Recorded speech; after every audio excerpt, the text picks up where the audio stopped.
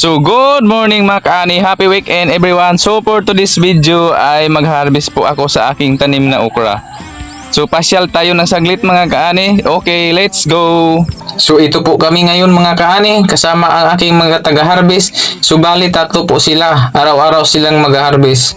Sa unang linggo ay medyo kukunti lang ang aming na-harvest. Sa ikalawang linggo ay unti-unting dumami ang bunga. So ngayon mga kaani ay nasa 80 to 100 kilos na ang aming nahaharvest araw-araw. Sa aking nakikita ay hindi maganda kung every other day ang pag-harvest dahil pagka-second day ay maging oversize na siya ang bunga. Kapag maging oversize na ang bunga ay hindi na ito bibilin sa aming buyer kahit ito ay bata pa. As of now, ang presyo sa okra mga kaani ay 40 pesos farm gate price na po yun. So okay na siguro ito mga kaani dahil araw-araw ay kumikita ako ng 100 kilos times 40 kahit papaano ay may income ako. Hindi na yun maiba mga kaani. Ito palang ukrang itinanim ko mga kaani ay ang smooth green ng East West Seeds.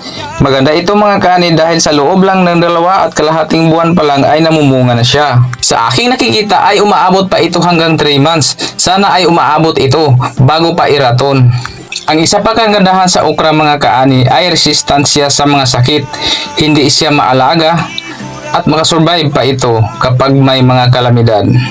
Ang problema lang talaga sa okra mga kaani ay medyo makati lang siya lalo na pag mabasa, pag umuulan at pag umaga. Problema talaga sa taga-harvest. Pero may mga paraan na kami kung paano namin lalabanan ang kati. May mga ideya na kami para hindi na makati. So mga nasa 10,000 hills pala ang itinanim ko dito at gumagastos na ako ng more or less 30,000. Medyo malaki-laki na po mga kaani dahil sahod po lahat ang aking patrabaho plus mga farm input pa. Pero sulit naman mga kaani dahil sa loob ng 3 weeks kong pag-harvest ay bawing-bawi na ang aking puhunan. So bonus na lang pag tumagal pa ito ng ilang buwan. So magkano kaya ang total na kikitain ko dito mga kaani? Malalaman natin yan sa susunod kong upload dahil ipakita ko sa inyo kung magkano ba talaga ang total na kinikita ko dito. Meron pala akong naimbentong harvesting kit. So mga container yan na hindi na nagagamit. Napakalaking tulong ito sa pag-harvest lalo na pag okra. So yun lang mga kaani, sana ay may natutunan kayong konti sa aking video at sana ay maengganyo rin kayong magtanim para marami na tayo. Maraming salamat sa panunood. Bye bye!